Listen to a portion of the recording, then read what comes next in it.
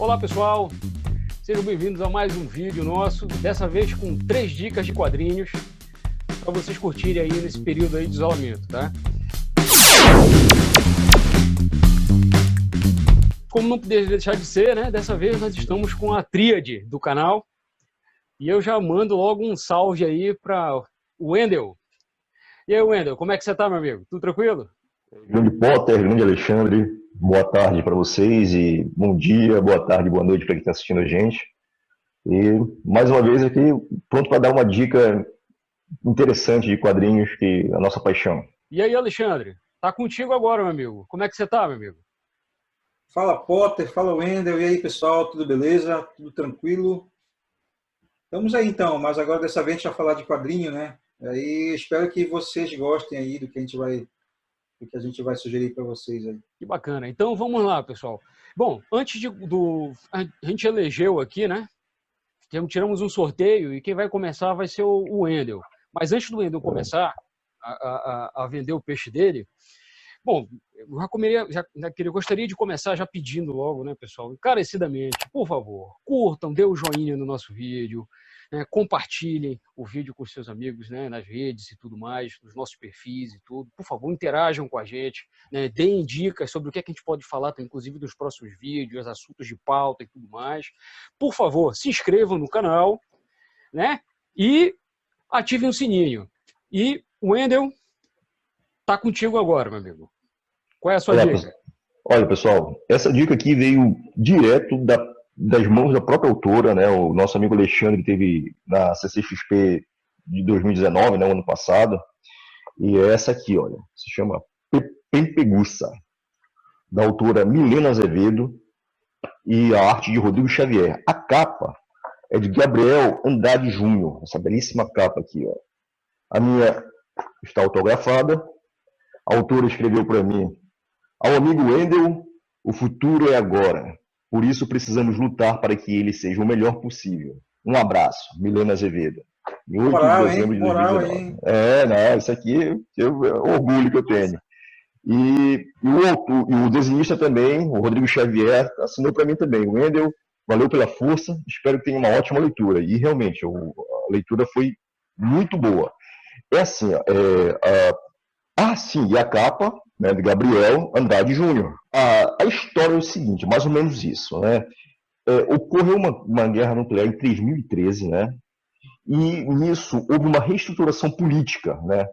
E os 5 continentes eles foram renomeados. A América se tornou a soja, a Europa o centeio, a África começou a se chamar trigo, a Ásia arroz e a cevada Oceania. Desculpa, a Oceania, a cevada. E esses continentes eram ligados em túneis subaquáticos chamados Bering. E nessa reestruturação social, a Pempeguça se tornou uma história retrofuturista, uma estética steampunk, né, num mundo distópico, né? A autora Milena Azevedo, que é uma empresária, mestre em história, quadrinista e futura romancista, porque estou perturbando para que ela escreva um livro sobre Pempeguça, que é uma história muito interessante, o universo Pempeguça. E ela passa assim, a história ela reflete uma dramaticidade sociopolítica de Dulu Oz, que Dulu Oz que é o personagem principal, em que ele passa a lutar contra. Ele é um simples, muito honesto, né? Muito honesto. Só que ele descobre que o sistema que ele tanto defendia é um sistema podre. Então é o que ocorre com todo mito, né? Só existe na cabeça das pessoas. Então ele descobriu que aquilo ali não existia. Então é uma descoberta e transformação do personagem durante o decorrer da história, né? E ele fala sobre os sistemas políticos vigentes, né, nessa sociedade, e que são extremamente ditatoriais. E ele começa a perceber isso, né, pelo caminho das descobertas que ele vai descobrindo. E assim, essa revista, a Pempeguça, ela tem várias referências da cultura pop, né, e da cultura clássica. Por exemplo, o próprio personagem do Loz, ele é um personagem baseado no escritor Jean-Jacques Kerouac, do escritor americano, Jack Kerouac. Tem referência de Blade Runner, que é a caixa de pensamentos, né? A caixa de desejos, né? Seria mais ou menos assim, do autor Philip K. Dick, né? Que seria, para mim, uma metáfora sobre a nossa dependência, a dependência tecnológica de demonstrar emoções, né? Então, assim, é muito interessante, é uma narrativa instigante, e além da referência de Blade Runner, eu percebi que tem a referência sobre Jules Verne, do Nautilus, do submarino, do anime de Katsuhiro Otomo, da própria literatura japonesa, tem muita coisa de literatura japonesa. Então, assim, é muito instigante a história, ela prende você do início ao fim, né? A autora, que é uma premiada, já ganhou o prêmio Ângelo Agostini pelo Gibi de Menininha, que é uma das grandes premiações brasileiras, ela consegue criar uma narrativa de um fôlego insistente de emoções, do início ao fim, sabe? Você sempre tá buscando saber o que vai acontecer depois. E assim, os traços do desenhista Rodrigo Xavier é uma mistura dos traços sensuais de Milo Manara, do italiano Milo Manara, com o visual super-heróico do John Grisham, né? Claro, mantendo a sua característica própria. Então, nessa história, nessa temática do steampunk, ela se torna, encaixa perfeitamente, né? Tanto a narrativa quanto visualmente. É uma história super interessante e eu acho que você não pode deixar de ler nessa quarentena que estamos passando. E assim, é interessante também porque ela se passa depois de uma grande tragédia mundial, né? Então, quem sabe isso pode ser uma visão do futuro, uma visão apocalíptica do nosso futuro. Espero que não, porque o futuro de Pepe Gussa não é muito bom. E a história é boa, tá? Mas o futuro de Pepe Gussa não é bom para a sociedade. Será que ela tem na Amazon? Tem na Amazon, essa tem na Amazon. Com certeza, tem na Amazon. Essa minha veio direto da CCXP que você trouxe para mim, né? Rapaz, e quantas páginas, Wendel? Olha, ela tem, da primeira à última página, são 137, 142 páginas. Dica bacana, meu amigo. Alexandre, e você, meu amigo? Qual é a sua? Eu tenho uma recomendação aqui, que é um quadrinho que foi publicado aqui no Brasil pela editora Devir, e chama-se Ritual Romano, Exorcismo. Vocês conseguem ver aí. Cara, como você pode ver aí, olha, é um livro, é um quadrinho que é uma leitura, um tapa, né? Uma tarde aí você lê o quadrinho. O preço, ele tem na Amazon, tem um preço acessível aí, acredito que não chega a R$40. E é uma obra de arte, não só pelo roteiro, não só pelo posicionamento na cultura pop, as influências que esse quadrinho tem, mas como pela arte também. Tá? Então, assim, vale a pena ter na sua coleção, ou se você só quiser ler, ou presentear alguém, vale muito a pena. Ritual Romano, ele é um quadrinho, uma HQ escrita por El Torres. El Torres é um roteirista espanhol. O histórico dele, assim, cara, de livros é só pelos nomes, olha. Nancy in Hell, The Ghost of Gold, Goya, Roman Ritual, Suicide Forest, ou seja, tem uma pegada de terror mesmo. Beleza, então do que trata o quadrinho? O quadrinho, cara, é uma ficção de terror que ela tem, assim, umas tramas de investigação, assim, e umas porções, assim, de conspiração ao estilo de Código da Vinci. Mas o foco do quadrinho mesmo é no exorcismo, é no terror. E o roteiro não é tão complexo quanto o tipo Código da Vinci. Ele é um roteiro mais simples, né? Bom, a história começa aqui com o protagonista, que é um padre. E aí, quando eu estava lendo, que eu vi o perfil do padre, assim, eu achei estilo Constantine. Assim, é um Constantine meio pé no chão, entendeu? É um padre meio controverso, que é especialista em exorcismo. Inclusive, o começo da trama, ele está na América do Sul, expulsando um demônio de uma menina, e as cenas são muito legais, os desenhos são muito, muito marcantes, que mostram isso, e você vê claramente mesmo a influência do filme O Exorcista nesse quadrinho, e o autor ele não esconde isso, ele não esconde que ele é influenciado. E aí esse padre é chamado simplesmente do Vaticano, né, de uma chamada do Vaticano para uma missão. Aí essa missão ele vai com certeza trabalhar naquilo que lhe é peculiar, que é o exorcismo. Cara, vocês não vão acreditar que não chega a ser um spoiler, porque aqui na contracapa ele já fala mais ou menos a missão do nosso amigo padre. Rapaz. E aí ele vai para o Vaticano, né, com essa missão aí. E aí ele se depara com isso, mas só que existe uma trama muito mais por trás ali, aí que o padre vai descobrir certas coisas, ele vai no arquivo do Vaticano descobrir, e aí existe outras pessoas que, enfim, uma teia de conspiração nisso. E aí ele vai investigar tudo isso, cara. E além dessa investigação toda, tem o lance da possessão, que não é qualquer um que vai fazer esse exorcismo. Cara, é espetacular o quadrinho. Inclusive, eu comprei na França, a revistaria, né? Eu até mando um abraço para o Fernando. Um abraço, Fernando. Eu adquiri lá com ele esse livro e ele imediatamente passou à frente das outras leituras que eu tinha. E, cara, foi só eu abrir a primeira página e ver os tons de desenho, os tons escuros, que eles já sugerem um terror, né? Uma colorização assim muito, muito, muito legal mesmo. A arte ela é muito, muito adequada à história, cara. Teve um dia que eu estava lendo às 4 da manhã, ou 5, 4 e meia, 5 da manhã, e quando eu estou lendo num determinado momento da história, que eu não vou falar, senão seria spoiler, quando aparece lá um negócio lá no meio, na hora que eu abro isso, na hora que eu abro para ler, um barulho aqui em casa, cara, às 4 da manhã. Aí eu espantei, caramba.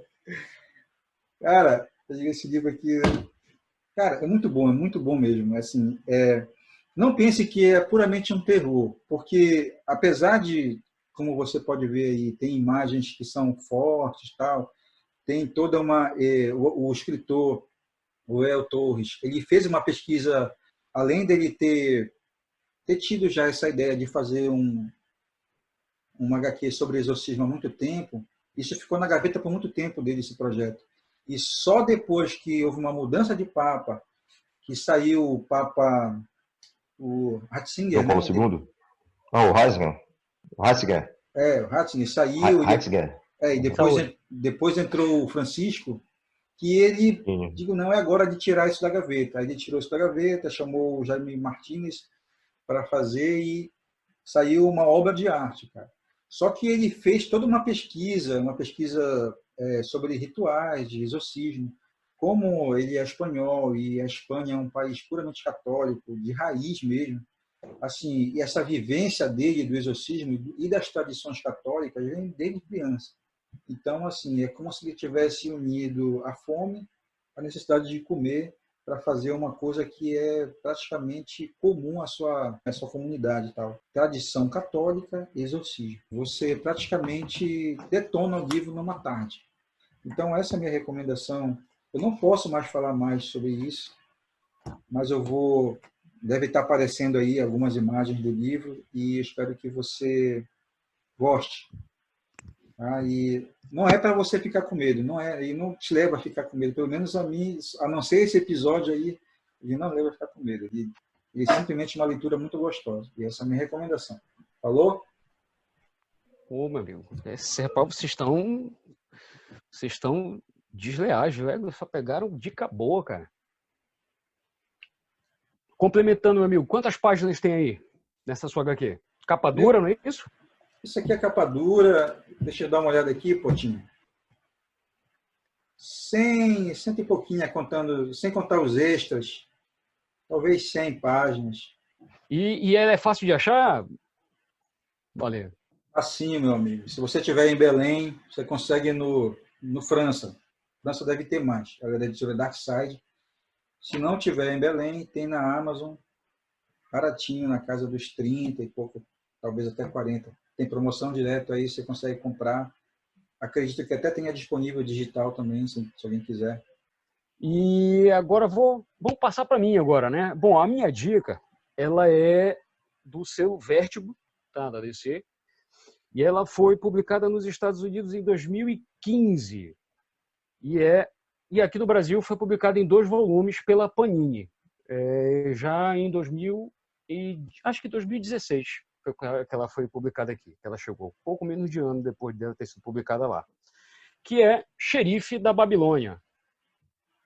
Como eu falei para vocês, aqui ela foi publicada em 2 volumes, cada um contendo as 6 edições, né, compiladas, né, de cada uma delas. E ela é do queridinho do momento, né, do Tom King.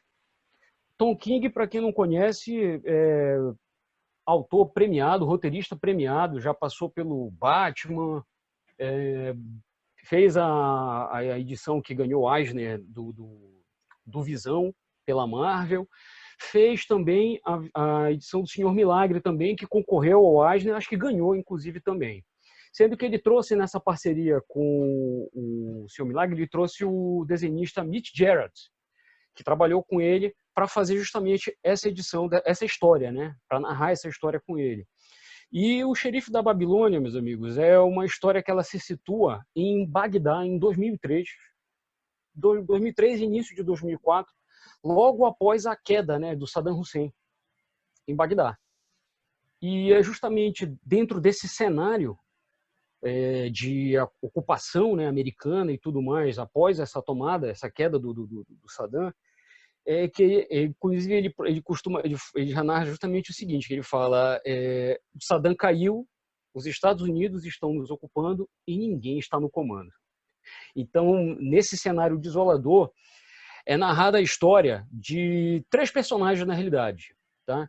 Que é o Christopher Henry, que é um ex-policial americano, que ele está contratado pelo governo americano em Bagdá para treinar o que seria a nova polícia, né? Local. Vamos dizer assim, uma iraquiana, que ela tem apesar de ela ser iraquiana, ela foi criada nos Estados Unidos e ela trabalha no Conselho dos Governos, que é Sofia, o nome dela, e um policial iraquiano, que é o Nassir. Então, com base nesses 3 personagens, eles vão ficar envolvidos numa trama de investigação, justamente porque o que acontece? Como eu falei antes, o Christopher Henry, ele está lá contratado pelo governo para treinar a polícia. E acontece o assassinato de um dos cadetes dele, que são locais, né? Que são de lá, do Iraque e tudo mais. E ele é um cara, vamos dizer assim, ele é um agente que ele se compromete, ele é um cara comprometido e tudo mais com esse treinamento, com a missão dele e tudo mais. Ele é um dos poucos caras que após o crime, realmente se indigna com o ocorrido e resolve investigar o que aconteceu, porque o corpo foi simplesmente abandonado em plena praça. Com base nisso, justamente nessa investigação dele, é que ele vai justamente encontrar a Sofia, que eu falei para vocês, que a Sofia, ela é uma agente do Conselho do Governo, mas, vamos dizer assim, ela é meio que uma espone. Ela transita entre todas as esferas de poder político e militar, tanto dos 2 países, tanto dos Estados Unidos quanto do Iraque. Aspone, mas o que é isso, Aspone, cara? Aspone, assessor de porra nenhuma, meu amigo. Ou seja, ela é uma faz-tudo. O que os caras pedem para ela, ela tem que desenrolar. E, com base nisso, ele também vai contar com o auxílio de um policial local, que aí entra justamente o Nassir. Meus amigos, o Tom King, ele, vamos dizer assim, com base ele, não sei se vocês conhecem a história dele, mas ele é um ex-agente da CIA, que ele teve, justamente nesse mesmo período, ele foi chamado pela CIA e tudo mais, e ele participou como agente alocado no Iraque. Então, ele traz todo esse arcabouço, toda essa vivência, esse conhecimento que ele angariou no local para narrar essa história com toda a propriedade.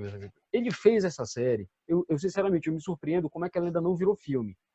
porque tudo nela remete a uma série policial, a um filme, sabe, de suspense policial e tudo mais, justamente nesse contexto de guerra, de ocupação, sabe? Muito interessante. Me lembrou um pouco aí Jack Ryan. Cara, tem muito disso. Tem muita coisa do Tom Clancy. E outra coisa, o Tom King, ele também foi assistente de ninguém mais, ninguém menos do que Chris Claremont. Ou seja, o cara escreve bem pra caramba. Uma das maiores provas, pessoal, é que a minissérie ela foi publicada em 12 capítulos, em 12 histórias, 12 HQs, né, lá fora. Meu amigo, na primeira HQ é o suficiente para ele apresentar os 3 personagens que eu falei para vocês, o contexto político, o geopolítico da situação, o mote principal, a morte, no caso do cadete. E isso aí já é o suficiente para você ficar ansioso para ler para devorar toda a série, toda a minissérie. Ele realmente é um escritor muito eficaz e ele contou justamente com uma arte extremamente realista do Mitch Gerads.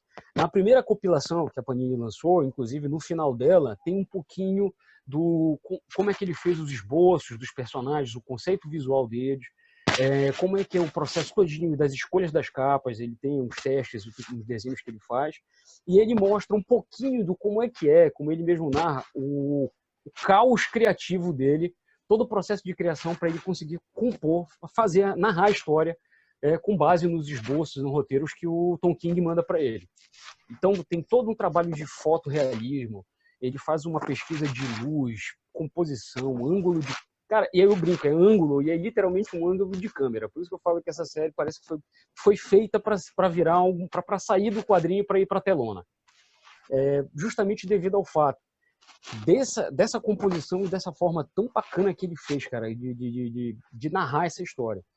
E o Tom King, ele é um cara que, por mais que seja um ponto de vista de um americano, uma história narrada por um americano, né, sobre um contexto todo político e tudo mais, que não é alheio, é estrangeiro, ou seja, ele não é um iraquiano, apesar de ele estar lá, ele não é da região. Ele soube dosar e narrar muito bem os pontos de vista de toda a história, não apenas dos 3 personagens, porque existem outros personagens ali que transitam ao redor, né, na órbita desses 3, dos protagonistas, e que ele consegue dar uma voz muito peculiar para cada um deles. E, acima de tudo, uma visão muito própria, e não necessariamente... apesar de o nome estar dizendo o Xerife da Babilônia, o nome, o Xerife da Babilônia, é pura ironia. Então, ninguém aí, não existe mocinho, não existe bandido. Todo mundo ali, na realidade, todo mundo, dependendo do contexto histórico, poderia ser tanto aliado quanto inimigo. Não é uma obra maniqueísta, né? Não, meu amigo. E ele consegue passar exatamente maniqueísmo é quebrado. As pessoas, cara, elas estão ali, uma aliada da outra, no meio daquele caos que era aquela coisa da ocupação, né? Os iraquianos querendo que os americanos, todo mundo querendo que os Estados Unidos saísse, os Estados Unidos tentando bancar o bonzinho, mas na realidade tendo todo um contexto político e comercial para estar lá ocupando, né, o local. Então tudo isso é narrado de forma brilhante pelo Tom King. E a recomendação é máxima. Ou então espere para virar filme, porque vai virar filme, com certeza. E para minha surpresa, eu estava fazendo uma pesquisa, o Tom King ele foi muito premiado nessas obras que eu falei antes para vocês, tanto quando ele passou pelo Batman, na minissérie que ele fez do Visão e do Senhor Milagre. Mas o Xerife da Babilônia, apesar de ter sido muito elogiado, né, a própria HQ ela é cheia de resenhas e críticas, de Washington Post, New York Times e tudo mais, mas ele não foi, eu acho que ele não chegou nem a ser indicado ao Eisner no ano em que ele foi lançado. Para mim é surpresa, porque para mim, eu já li todas essas obras que eu falei para vocês, e para mim o Xerife da Babilônia é o melhor trabalho do Tom King disparado. Talvez pelo fato dele ter narrado uma coisa com propriedade, né? Ele viveu aquilo, ele esteve no local, né? E todo aquele contexto cultural e tudo mais, ele conseguiu passar de forma brilhante. Recomendação aqui, meus amigos, máxima. Vocês conseguem encontrar o Xerife da Babilônia nas melhores casas do ramo. Apesar de ele ter sido publicado em 2016, 2017, as 2 partes, ainda é possível encontrar ele nas lojas.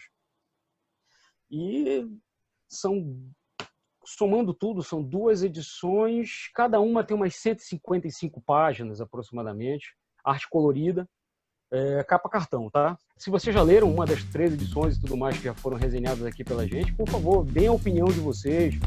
E, se não, por favor, deem dicas também de leitura pra gente procurar e trazer justamente nosso ponto de vista para vocês. Esperamos que vocês tenham gostado, né, justamente dessas 3 dicas. E, meu amigo, já ficou até logo mais para todo mundo e para vocês dois também, meus amigos. Alô, pessoal, um abraço. Valeu. E logo e próximo. Até mais, meus amigos.